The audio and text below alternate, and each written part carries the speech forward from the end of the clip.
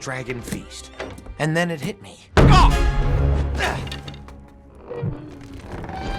Not everyone was on board. Yes, it worked. Zephyr, what are you doing? Testing my dragon defense system. You and all the grown-ups in New Burke are leaving them snacks. What if one shows up? Well, that would be great. We love dragons. Why? They're monsters.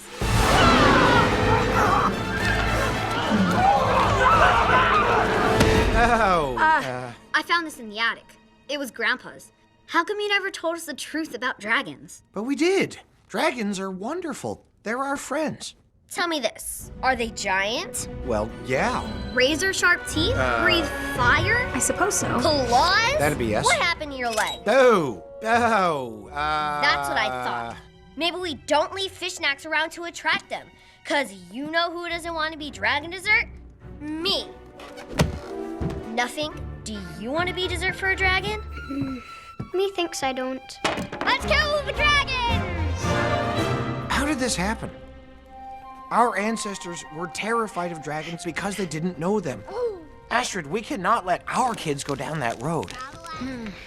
Remember when we were kids, back in Old Burke, how we used to put on a pageant at Snoggletog? Oh yeah, those were fun. What if we brought the pageant back? We showed the children of New Burke how humans and dragons became friends.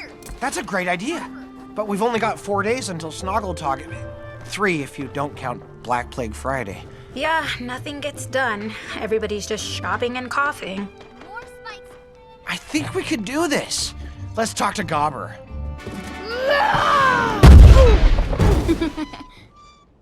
You got me! Kid can take a hit.